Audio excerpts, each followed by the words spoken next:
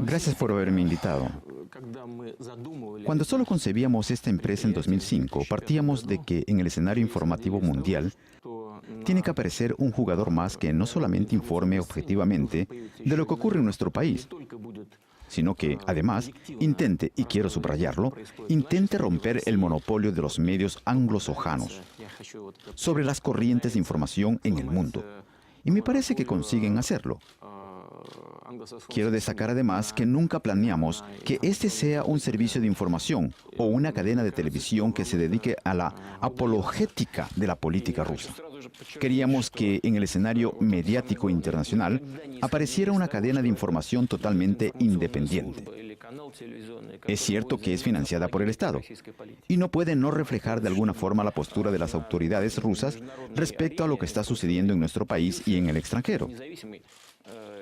Pero, de todos modos, y quiero subrayarlo otra vez, nunca planeamos que esta cadena transmita una apologética de la política rusa, tanto interior como exterior.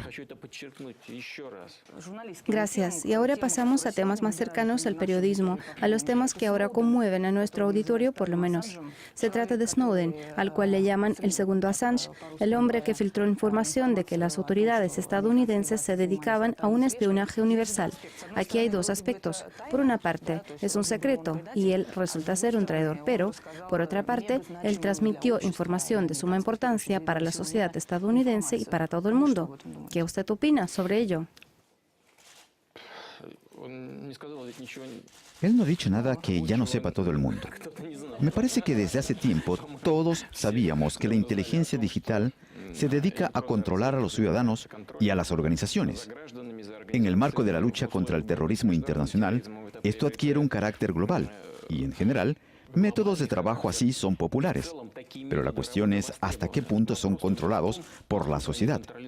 Es que, por ejemplo, en Rusia no se puede simplemente escuchar una conversación telefónica, y le puedo decir con certeza, sin contar con una orden judicial. Y en general, de igual manera debería hacerse en una sociedad civilizada en la lucha antiterrorista respecto al uso de todos los medios tecnológicos modernos. Si se realiza en el marco de la ley que reglamenta la actividad de los servicios especiales, está bien. Pero si se hace contra la ley, por supuesto, está mal. Obama ha dicho que no se puede a la vez tener una seguridad del 100% y la privacidad del 100%. Se puede si se lo somete a la ley. Repito otra vez que dentro del país partimos de la necesidad de recibir una orden judicial para realizar ciertas acciones operativas.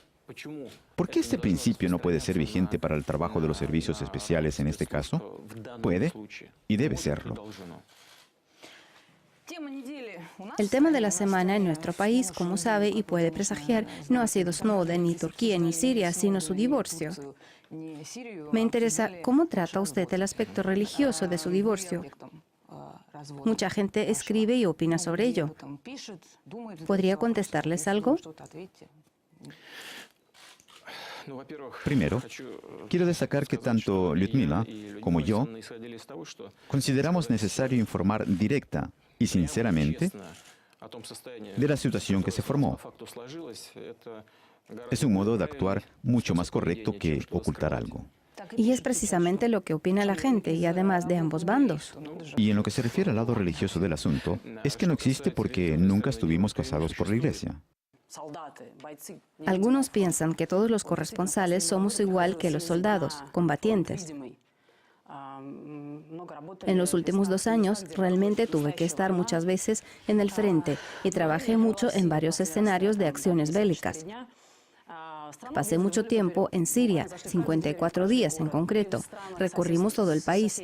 Estuvimos en todos los pueblos, en todas las ciudades. Visitamos los países limítrofes, que en su mayoría son hostiles al Assad. Pero lo que noté y me sorprendió fue que con cada llegada mía, más personas se involucraban en el conflicto. Hablamos con una enorme cantidad de personas. Y ahora ya no queda ni uno solo que podría quedar indiferente. Ahora, después de 2 años. En tal o cual forma, todos están implicados en el asunto, todos son diferentes. Ahora mi sensación es que todos ellos se acercaban a un límite donde se pierde toda esperanza, la fe en sí mismos, en otras personas, en la humanidad, digamos en la bondad, en la justicia. Ellos estaban enfurecidos con todos y con todo. Ya me acerco a mi pregunta. Entre ellos, asimismo, están aquellos que se enfurecieron con Rusia y se enfurecieron en serio. ¿Por qué? Algunos por la pasividad, de que no se han tomado medidas para poner fin al derramamiento de sangre, otros en cambio por su actividad, de supuestamente apoyar al Assad, suministrarle armas. Y todo el mundo está esperando algo de Rusia. Todos preguntan por qué Rusia hace esto o aquello. Y si olvidamos del conflicto en Siria, lo mismo sucede por todas partes. En Serbia, a cada paso. En las barricadas de Kosovo, se preguntan ¿dónde está Rusia?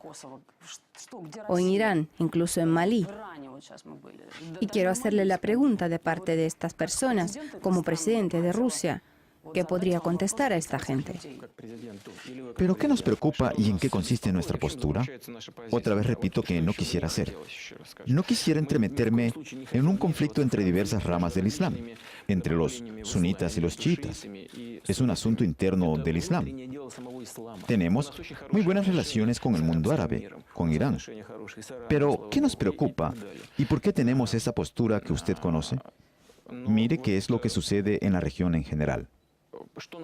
En mi opinión, esto sucede porque algunos piensan que si reforman toda esta región según el patrón que le guste a alguien, y que algunos lo llaman democracia, enseguida se instalará la paz y el orden. Y no es así.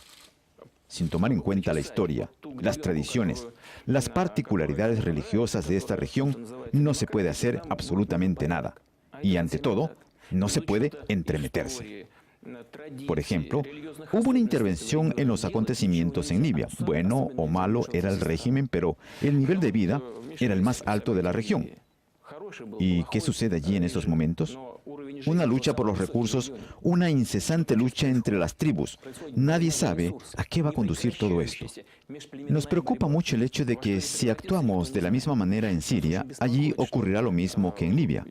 ¿Acaso tenemos poco con la confusión y el terrorismo que reinan ahora sobre Afganistán y Pakistán, donde nadie puede dirigir nada y lo controlan todas las bases de los insurgentes?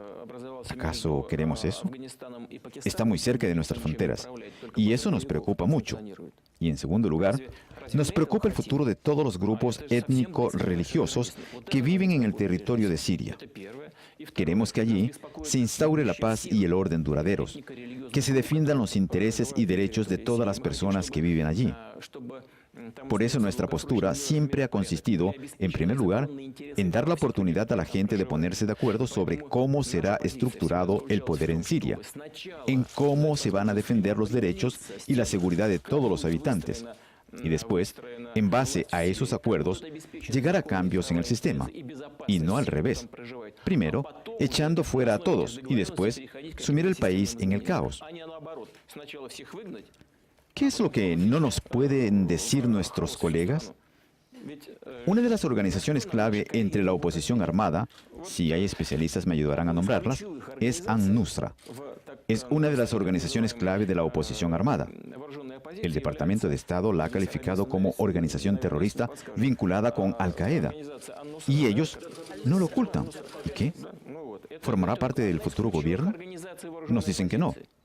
Y les digo, ¿tomarán un periódico y los espantarán como si fueran moscas? No. ¿Y qué pasará? No lo sabemos. No son bromas. Todo va en serio. No son palabras vacías. Espero que se lleven a cabo las iniciativas propuestas por el presidente de Egipto, con el que me reuní hace poco en Sochi, y a quien propuse una participación más activa de los países de la región. También la iniciativa del primer ministro británico, que apuesta por una participación más activa de los miembros del Consejo de Seguridad de la ONU, como también la iniciativa del Ministerio de Relaciones Exteriores de Rusia y el Departamento de Estado de Estados Unidos, sobre la que estamos trabajando juntos para tener la oportunidad de regular la situación dada en el país. Soy de Serbia y ya llevo 11 años en Rusia. Puedo decir que Rusia se ha convertido en mi segunda patria, pero todavía no tengo ciudadanía rusa. Si la solicito, todo el proceso va a durar 5 o 6 años como mínimo. Y para hacerlo necesito tener un departamento. Y para comprarlo necesito una hipoteca. Y para la hipoteca necesito la ciudadanía. Es un círculo vicioso. En realidad, como ha dicho usted, en Occidente, donde el problema es mucho más agudo, pero allí es más fácil recibir la ciudadanía que en Rusia. Exactamente. Por eso es muy agudo, porque allí es más fácil recibir la ciudadanía. En este sentido, ¿va a cambiar algo en Rusia? Tenemos que actuar con mucho cuidado para respetar los intereses de los nativos de la Federación de Rusia en primer lugar. El 85% de la población se considera rusa. Y hay otras naciones del país que son más cercanas a nosotros que los que viven fuera de la Federación de Rusia. Es decir, nuestros pueblos autóctonos. Tenemos muchos, más de 120, pero usted ha vivido aquí durante 11 años. Y para recibir la ciudadanía se requieren 5 o 6, como usted ha dicho. Pero para solicitarla hay que tener un departamento. Pero durante ese tiempo usted pudo comprarse al menos alguna vivienda. ¿Y cómo puedo tramitar una hipoteca? Creo que si hubiera querido recibir la ciudadanía, habría podido comprar al menos una habitación en las afueras de Moscú para tener el derecho formal de solicitar la ciudadanía. ¿Y el hecho de que vivo durante 11 años no es una razón suficiente? Sí, así es. Y creo que usted tiene razón. En algunos casos, por supuesto, deberíamos corregir nuestra política en ese sentido. Hay que atraer a nuestro país a especialistas cualificados e indispensables en varios ámbitos, como usted, por ejemplo, es muy joven y bonita. Actualmente hay algunas ideas, algunos cambios para atraer a ciudadanos de las ex repúblicas soviéticas y facilitarles el otorgamiento de la ciudadanía si responden a una serie de criterios. Pero en general nuestra política migratoria debe ser más flexible. Desde luego, debe asegurar los intereses de los ciudadanos nativos, pero ser más flexible para atraer los recursos laborales necesarios. Tiene razón usted, y el gobierno ya está trabajando en ese aspecto. Como se sabe, cada día Estados Unidos bombardea a alguien con drones. Con frecuencia en Pakistán y en otros países, usted mismo ha hablado de la aguda situación en la frontera entre Pakistán y Afganistán. Por un lado, es cómodo y no supone ningún riesgo para los soldados de la parte combatiente. No hay lucha cuerpo a cuerpo, es como un juego de computadora, se maneja a distancia. Aunque, como lo vemos a diario, puede suponer muchas víctimas entre la población civil. Por un lado, es algo muy eficaz, pero también vemos el resultado. En muchos países las personas están indignadas. Ahora ya proponen a nivel internacional imponer una prohibición al uso de drones. Quisiera saber cuál es la postura de Rusia al respecto. En su momento en China se inventó la pólvora y nadie pudo retener su expansión. Después se crearon las armas nucleares, que también empezaron a expandirse.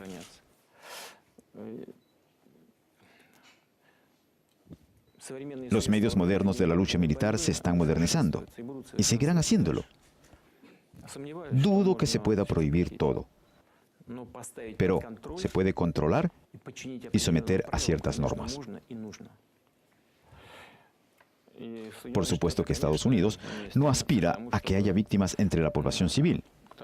Esos operadores que manejan esos aviones también son humanos y creo que también lo entienden. Pero hay que combatir al terrorismo, lo repito. En Estados Unidos se está debatiendo este asunto, como también en el marco de la ONU. Se discute cada vez más, y es que tenemos que controlarlo. Tenemos que crear ciertas normas de uso de estas armas para minimizar, o mejor dicho, reducir a cero las víctimas casuales. Es sumamente importante.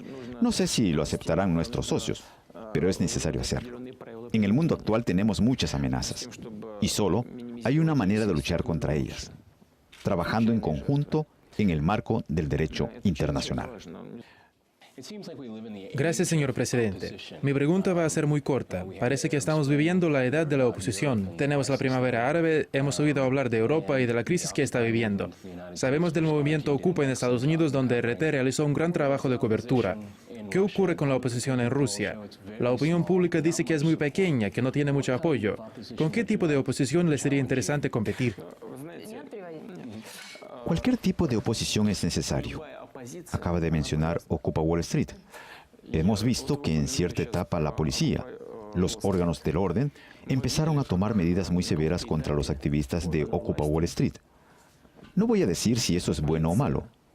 Solo diré que cualquier oposición es correcta y necesaria si actúa en el marco de la ley. Si no le gustan las leyes, tiene que tratar de cambiarlas por medios democráticos. Tiene que tratar de ganarse a los electores, formar parte de los órganos legislativos y tener la posibilidad de influir en los procesos legislativos y de esta forma realizar cambios. Si algunas personas actúan fuera del marco de la ley, el Estado está obligado, en defensa de los intereses de la mayoría, a aplicar medidas legales para que todo el mundo esté dentro del campo de la ley. Es así en Estados Unidos y en nuestro país. Aunque cuando ocurre en Rusia, nos critican. Y cuando ocurre en Norteamérica, se considera algo normal. Son estándares dobles. Ya estamos acostumbrados a ellos. Ya no les prestamos atención. Y hacen bien porque el enfoque tiene que ser el mismo. Aunque nuestro servicio diplomático no coopera de forma activa con Ocupa Wall Street, mientras que su servicio diplomático colabora activamente con nuestra oposición y la apoya abiertamente. Desde mi punto de vista, no es correcto, porque el cuerpo diplomático debe regular las relaciones entre los países y no entrometerse en los asuntos de política interior. Este espíritu aventurero no le gusta a nadie. Nadie lo necesita y resulta ilegal. Si los participantes de estos movimientos violan la legislación vigente, si no se infringe la ley, si las personas expresan su postura por medios legales, están en su derecho de hacerlo. Y será positivo para cualquier país, porque es una oportunidad de hacer llegar a los ciudadanos la valoración de las actividades del gobierno en diferentes campos, tanto en la política social como en la exterior e interior.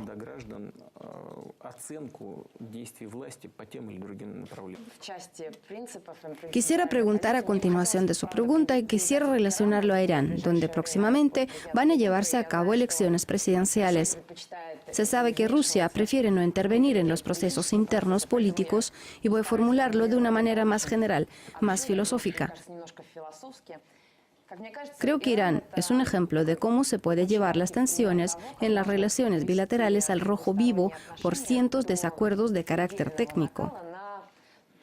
Es que el problema nuclear iraní se basa en su esencia, en varias sospechas difuminadas que no confirman los propios iraníes.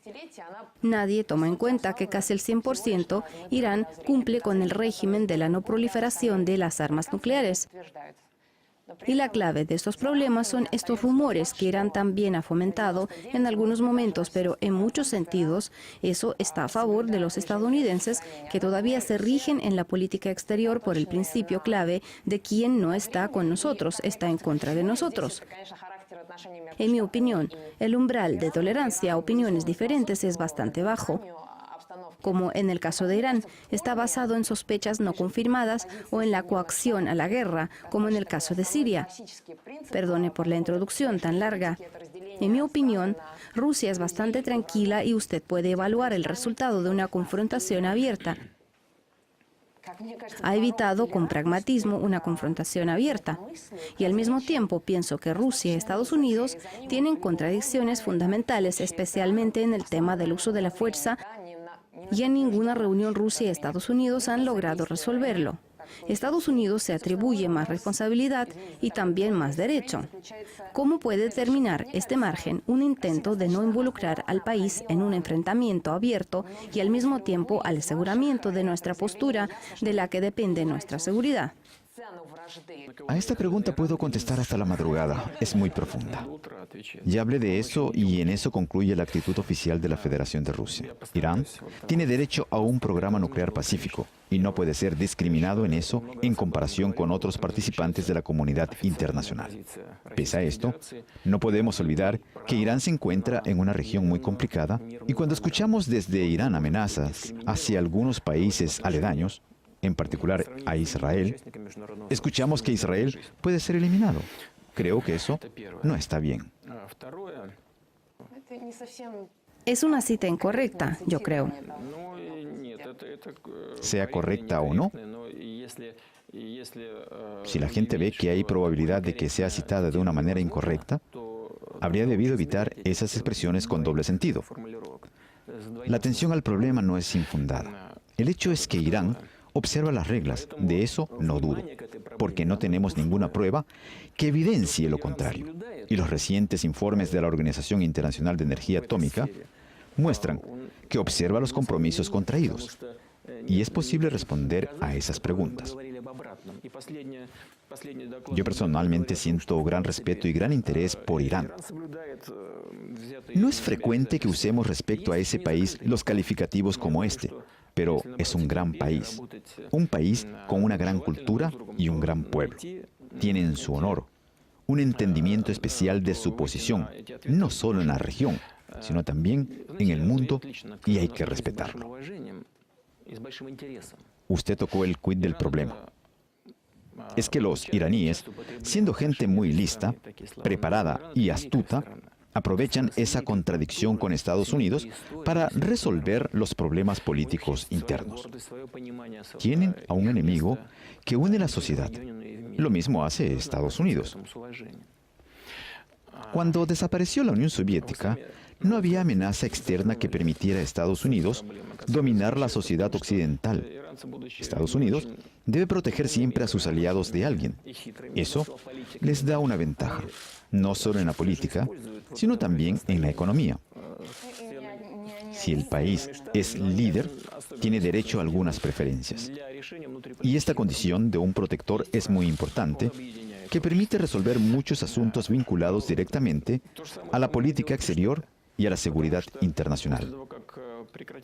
Pienso que Estados Unidos se aprovecha de Irán para eso, para unir a los aliados de Occidente contra una amenaza real o ficticia. En general, para nosotros no hay grandes dificultades en eso. El problema es complicado, pero no para Rusia. Observamos constantemente nuestros compromisos internacionales, sobre todo vinculados con el programa pacífico nuclear de Irán. Construimos la central de Bushehr y estamos dispuestos a colaborar en el futuro. Propusimos enriquecer uranio en nuestro territorio, pero nuestros socios iraníes se negaron a hacerlo. Ellos insisten en que se ocupan de enriquecer uranio al amparo de las reglas internacionales. Como he mencionado al principio, si no violan nada, tienen derecho a eso. Y vamos a apoyar ese derecho, aunque no vamos a olvidar las preocupaciones de los estados aledaños y la comunidad internacional. Comunicando últimamente con los políticos y expertos estadounidenses sobre las relaciones ruso-estadounidenses, podemos concluir que, con las cámaras apagadas, muchos de ellos dicen que la ley Magnitsky se ha convertido en un tipo de continuación y sustituto de la enmienda Jackson-Bennick, reflejando así un enfoque algo obsoleto hacia las relaciones con Rusia. Barack Obama, como sabemos, en una cumbre en Seúl el año pasado, insinuó a Medvedev que después de su reelección dejaría de tener las manos atadas. Decía que el trabajo va a ser más fácil con Rusia, pero por el momento no podemos observarlo muy claramente como en otros temas que fueron abarcados ahora. ¿Cómo cree por qué no tuvo lugar este reinicio? Y si puede tener lugar según el concepto de paridad de derechos, o siempre esperan de Rusia que vaya renunciando a sus intereses. Cada estado se compromete a garantizar sus intereses nacionales y, en ese sentido, Estados Unidos no es una excepción.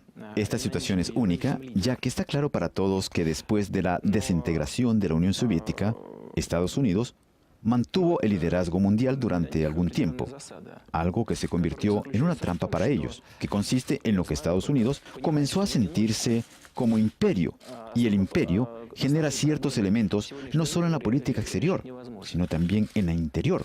El imperio no puede permitirse ningún tipo de debilidad, y cualquier deseo de negociar algo en igualdad de condiciones se percibe como debilidad, y las autoridades del país no lo pueden permitir por razones políticas internas.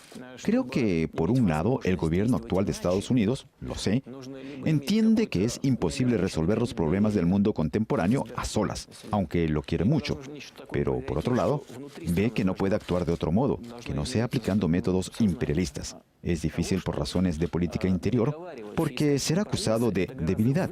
Para poder actuar de otra manera, hay que tener un apoyo sin límite de los votantes, de la población, o tiene que pasar algo que cambie la opinión pública dentro del país para que todos entiendan que negociar y buscar compromisos es más productivo que imponer su punto de vista por todo el mundo. Tiene que pasar algún tiempo para que la comprensión de eso prevalezca en el país, en Estados Unidos. En primer lugar, en la clase dirigente, en el sentido más amplio de la palabra. No creo que sea imposible. Me parece que, en general, tenemos que acercarnos a eso. Cuento con eso. Muchas gracias, señor presidente. Gracias.